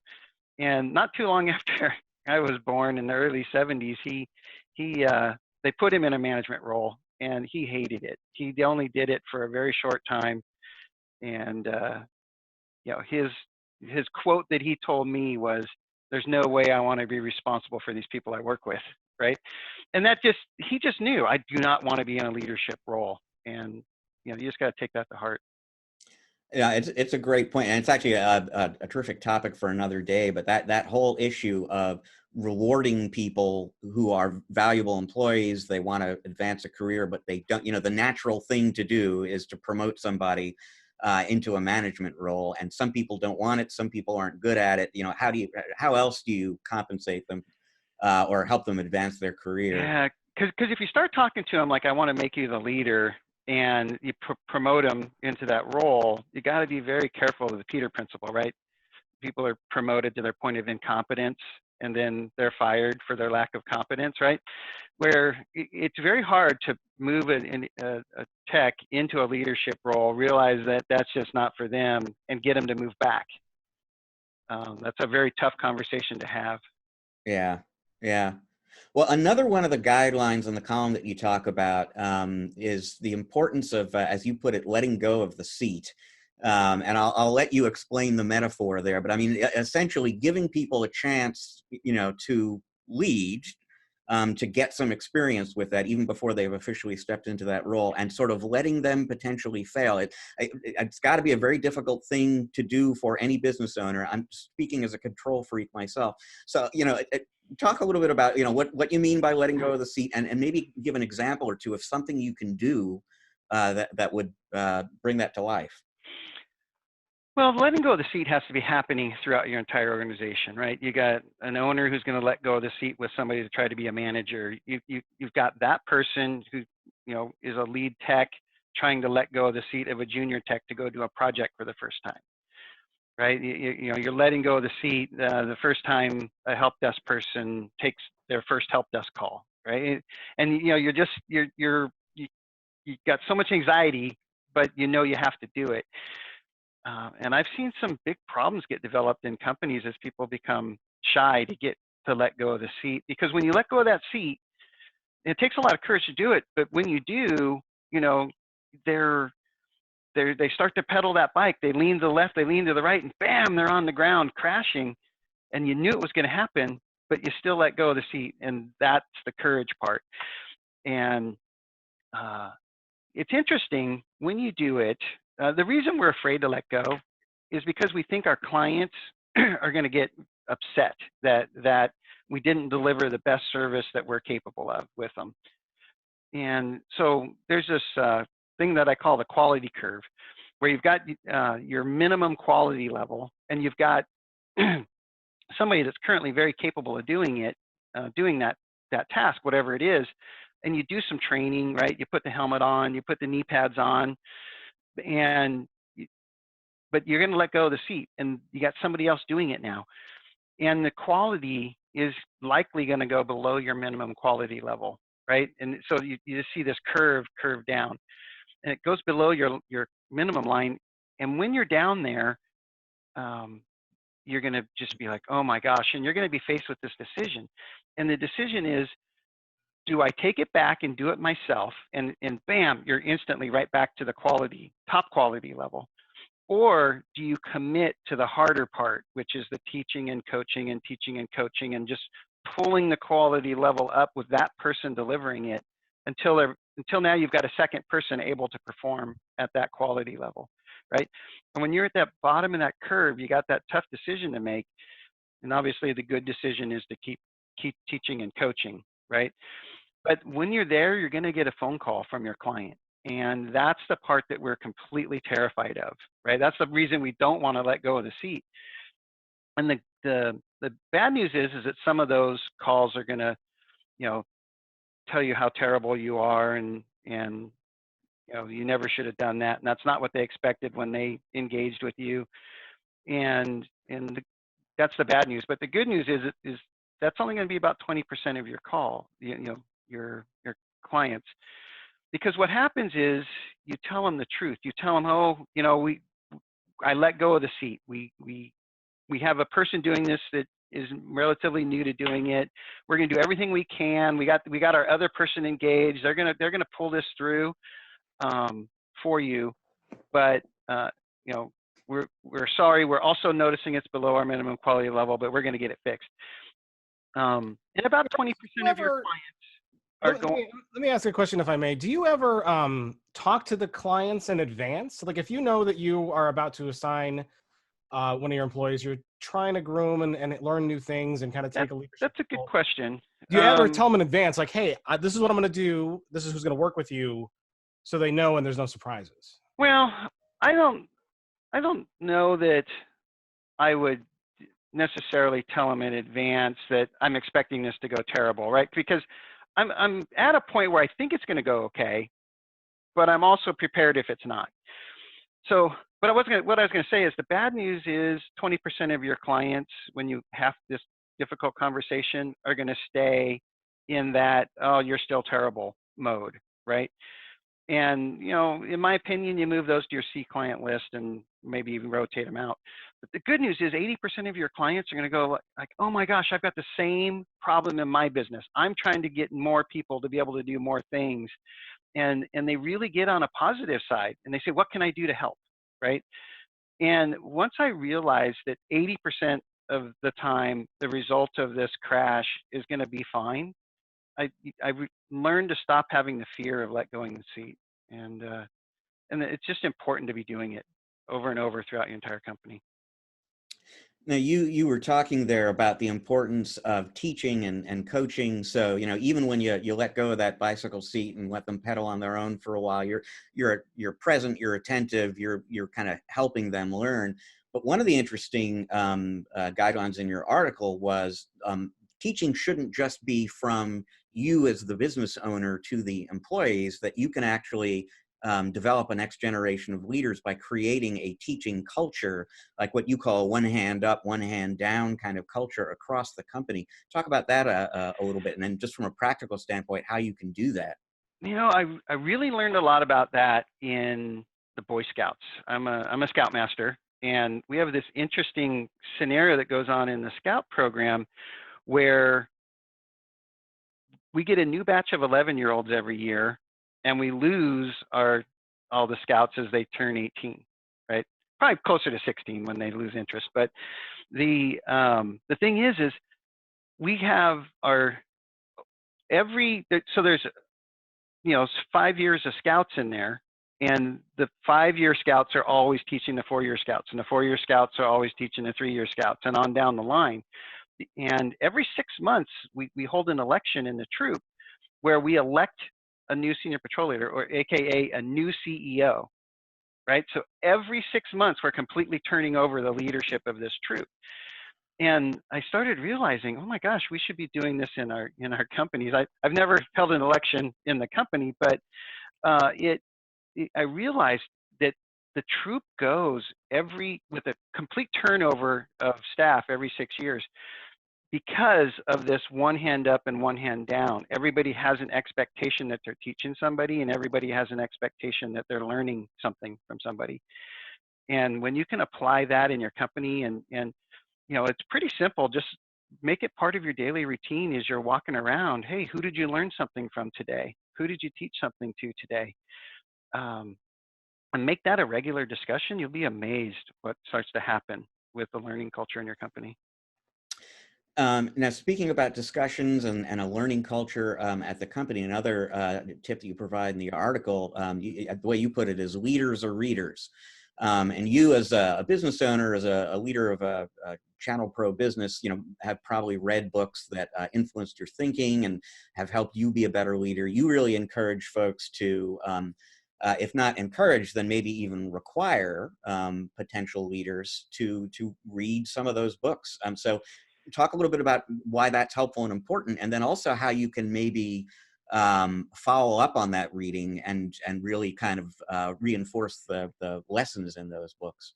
Yeah, Oli was the guy that I worked for 19 years, but he sent me to a class one time, and I was totally unprepared and didn't understand what I was going to, but I had the privilege of spending 3 days with Michael Gerber, and it was an E-Myth workshop class. And it's kind of funny. I remember, we set some big, hairy, audacious goals or, whatever, but I remember I wanted to get MRR to $18,000 a month, right? And I was probably, I don't know, I was 23, 24 years old, and it was this big deal, right? And, fast forward 10 years, we're signing contracts worth $18,000 a month, on a monthly basis, right? But discovering the book, The E-Myth, having him send me to that class and discovering The E-Myth is one of those pivotal points in my career. And even to this day, The E-Myth is a book that every 3 years I re-stick in the Audible and re-listen to it, because it's just this reminder that I've been listening to for probably close to 30 years now. But it's I learned so much from that the more I could learn from these business books, the better. And Oli did another thing where he said, okay, as a leadership team, we're all going to read this book this month. And we're going to take, 10 minutes out of our meetings and discuss, the last 3 chapters that we're all supposed to read this week. And it really made a big difference in, me in kind of evolving into the leadership that I've discovered. And I just advocate that everybody, read the books, talk about them with these people you're trying to build into leaders, and talk about how they're going to implement it in the business. And again, amazing things happen. Yeah, I mean, I love the idea of like almost like a book club at the company, and everybody reads the same book, and yeah, you can schedule some time to actually talk about it.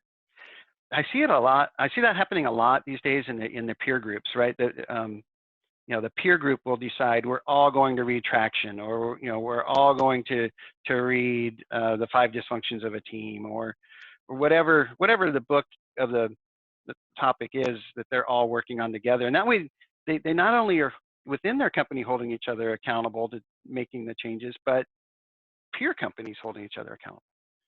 It's also might be a good way to facilitate, team bonding and culture too, especially as, we're in the middle of this whole coronavirus thing, and a lot of companies are going to remote workforces and may never go back. So when you have a lot of employees remotely, I imagine it's a little harder to build a common culture and have camaraderie in that sense. Maybe this would help with that. What do you think?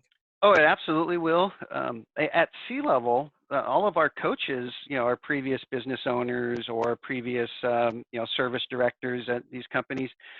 and they live all over North America. We've got coaches in Canada and Mexico, and from the West Coast to the East Coast, and all in between. And we work from home. C-level does not have an office, so we all work from home already. And there's a few things I've learned. We do have an all hands meeting every Wednesday morning, and I let there be 5, 6, 7 minutes. It's a 1 hour meeting, but I still give about 10% of that time just letting them have a culture with each other. It feels like we're wasting time, but I found that it's super, super important just to let them talk about whatever for the first 6 or 7 minutes, and makes a big difference. Yeah, and that resonates with Matt and me, because there's a sort of editorial team meeting we do at ChannelPro. For me, it's first thing in the morning, 8 a.m. on Monday. It's a little later in the day for everybody else, but similar kind of thing. Everybody comes on, hey, how was your weekend? And it's nice. It's a nice chance to kind of reconnect on a personal level, because ChannelPro has been a virtual organization since its founding. Almost nobody sits in the same office, so that does really kind of work to keep people connected and feeling like they know each other. It does. And it's funny to talk about it, Rex, but that's also kind of how ChannelPro Weekly got started. Yeah. It was basically just conversations that me, Rich, and the great Cecilia Galvin would have on calls after things were over. And that's kind of how this got started a long time ago. Daniel Pink has a book called Drive, and in there he talks about what motivates people, and autonomy is one of the big motivators. And sometimes I feel when you're in the office every day, companies are lacking the autonomy.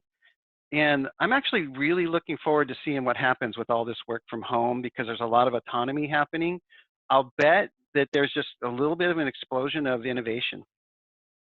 Yeah, interesting. So last question, because this was the last of the guidelines in the article, but and this obviously is what you do. You are a consultant. You help organizations with many different things, but one of them is cultivating leaders. When should somebody think about bringing in some help, and what's the value for them potentially of having somebody like yourself help them cultivate leaders? Well, I think I had 2 quick comments. One is, my son raced BMX bicycles when he was young. Not so much anymore. Now he's 17. But I found when he was under 11 years old, I could coach him, right? I could give him advice and he would take it. But about the time he turned 13, there was nothing I had to say that he saw any value in whatsoever. And if I needed to get a message to him, I needed to work through other people.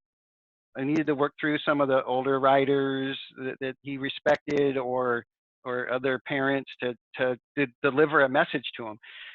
And I kind of got this realization that, that's why C-level is working so well, is employees, I think they struggle to take direction from their direct manager. But as soon as you get a coach involved, all of a sudden what they say is gospel. As a matter of fact, we've had a couple of our coaches say, man, I struggled with these same concepts in the company where I was the leader. I was the service manager trying to get the rest of the company to adopt something. But now I'm on these coaching calls and I'm saying the same thing and everybody just rallies around it, right? And so there's something about taking the advice from somebody else that the same message can get delivered.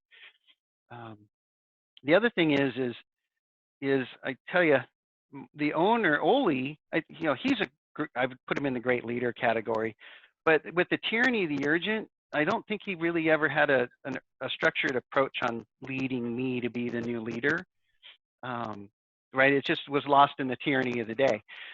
And once I started getting involved in the peer group, all of a sudden I had a focused effort of that. And I think it made a difference in my learning as a leader. And I found that when we have the regular scheduled calls with our clients, right, our clients are on with their C-level coach every Tuesday at 10 o'clock. And there's some homework given that they have to do to work on the business, right? We tell our clients that we expect about 10% of your time, 1 hour a week on a call with your coach and 2 to 3 hours of homework, right? So 4 hours a week, where suddenly there's structure around spending 10% of your time working on the business with somebody that's going to hold you accountable and inspect that every week. Just makes a huge difference in the progress these companies make in efficiency. And so if it hasn't been obvious throughout this discussion, what's the point of doing all this work to facilitate leaders? And I think for some it may be not seeing what the goal here is, but what is the goal? It's the growth stages, right? Companies hit these walls when everybody reports to the owner. They sort of hit a wall, and they can't grow until you can fix the rule of 7, right? So that's why there's so many companies stuck at the $1 million mark, right? Where they have about 8 employees, is they haven't developed that next leader.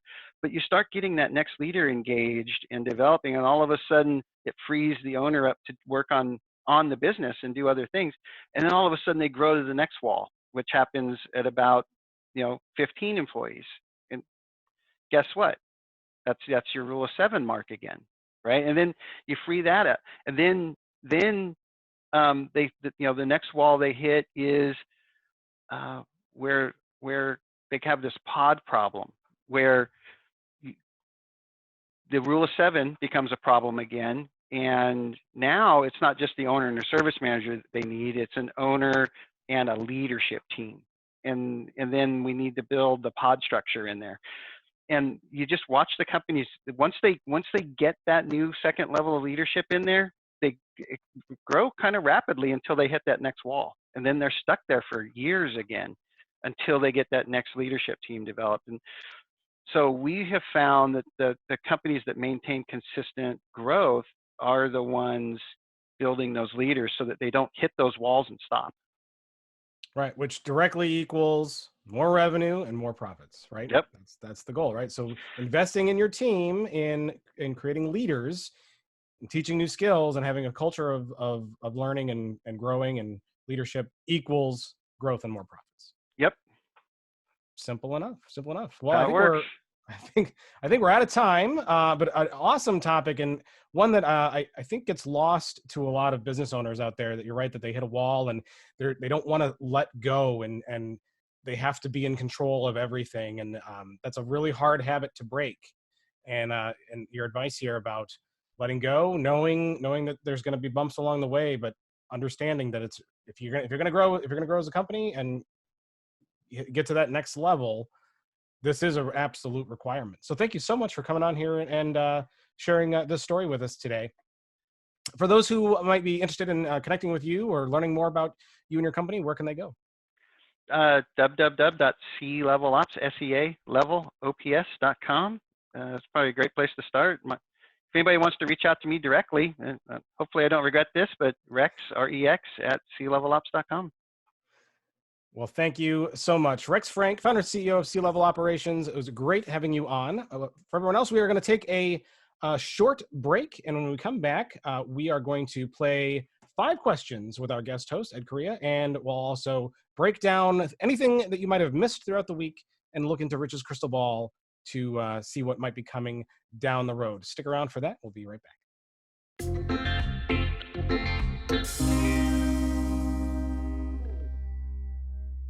Hey, welcome back to part 3 of Channel Pro Weekly. We are going to wrap up the show here.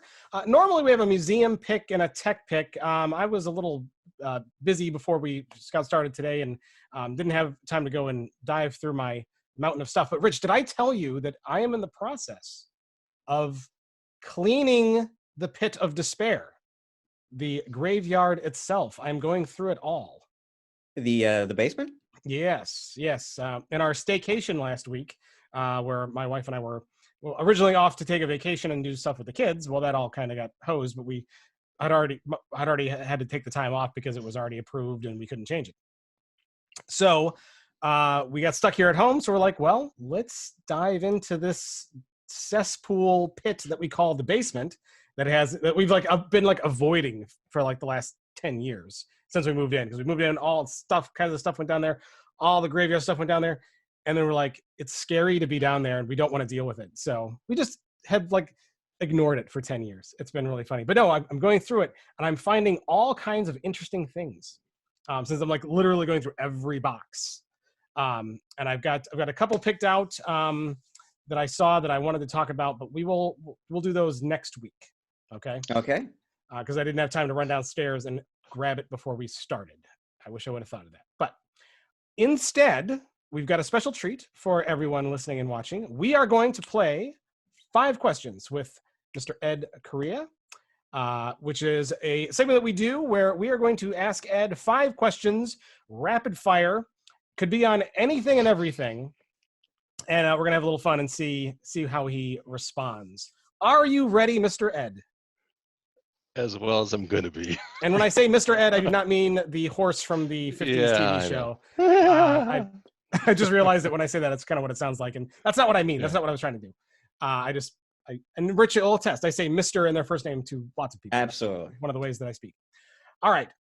Question number 1. What is the ultimate topping for a fruit pie? Is it ice cream, Cool Whip, or something else?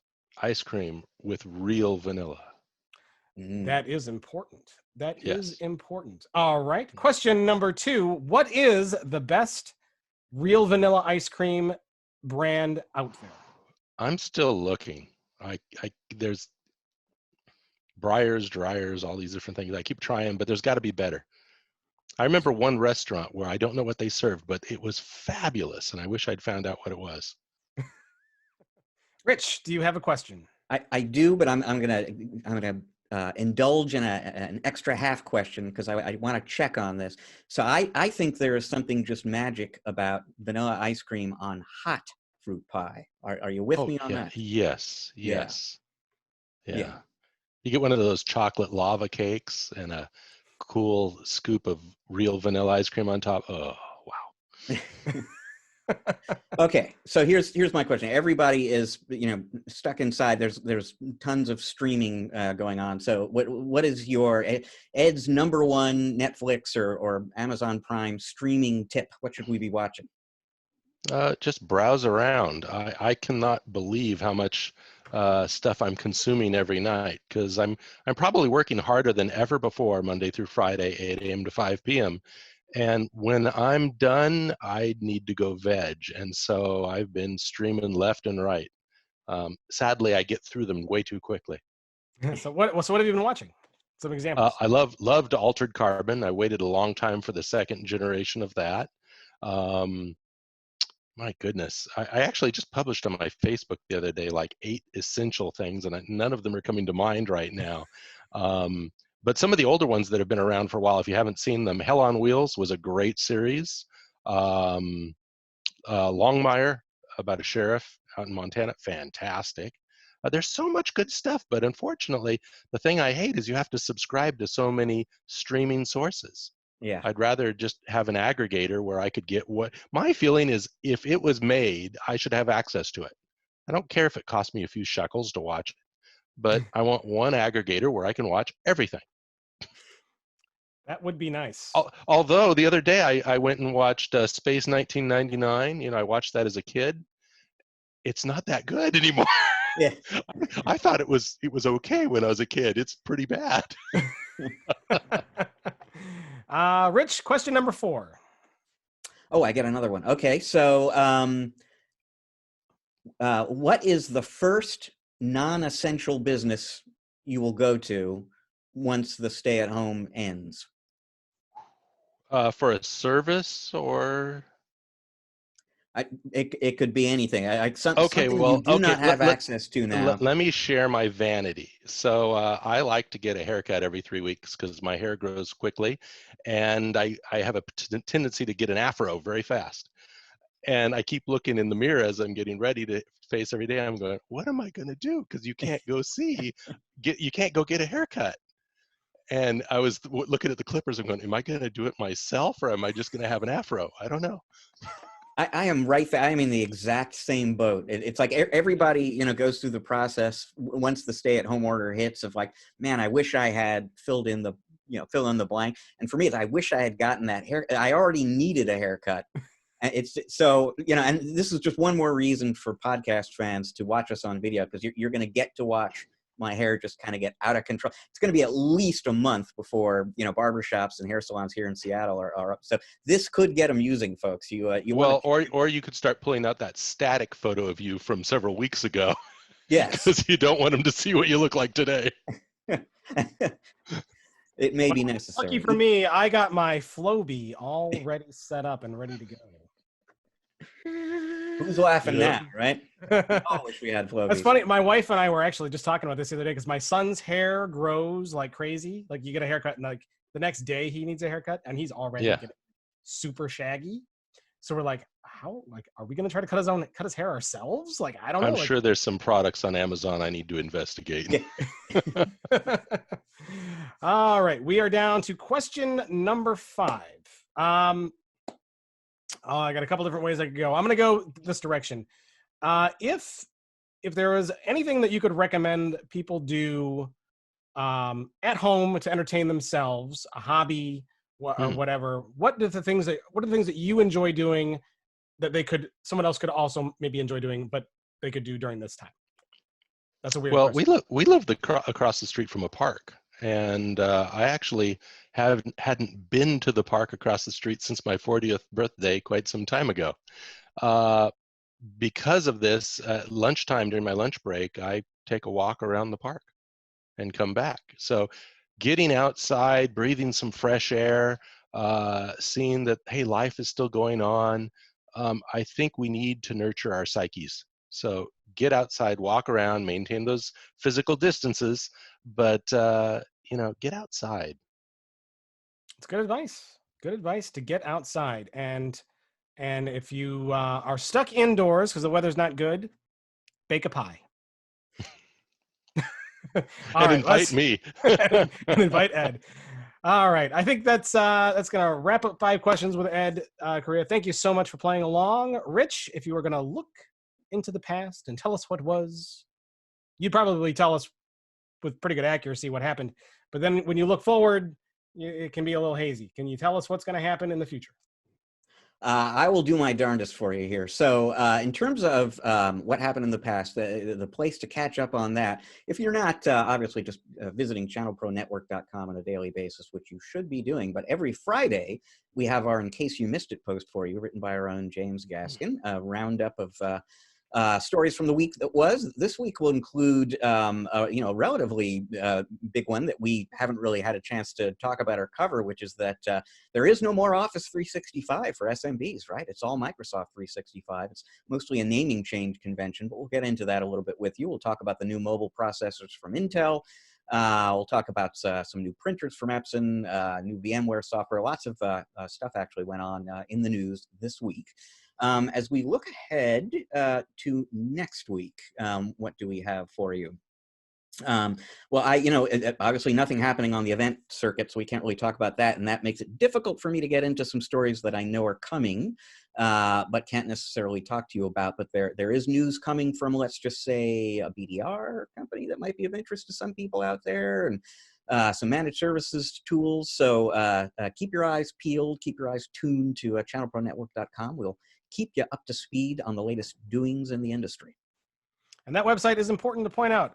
ChannelProNetwork.com is where you should have your web browser pointed to each and every day, where we have not only the In Case You Missed It, not only news and articles, but white papers, resources, downloads, all kinds of stuff. I know we're kind of talking about some new ideas for maybe new podcasts to entertain the world while we're all stuck watching everything online these days.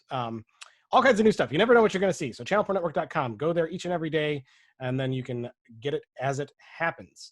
If you'd like to subscribe to Channel Pro Weekly, that is the thing to do. You can subscribe to the video version on YouTube. Hit that red subscribe button and the bell there to get notifications. I also really encourage people to subscribe to the audio version. We're on iTunes, Google Play Podcasts, Spotify, Stitcher, pretty much everywhere podcasts are aggregated.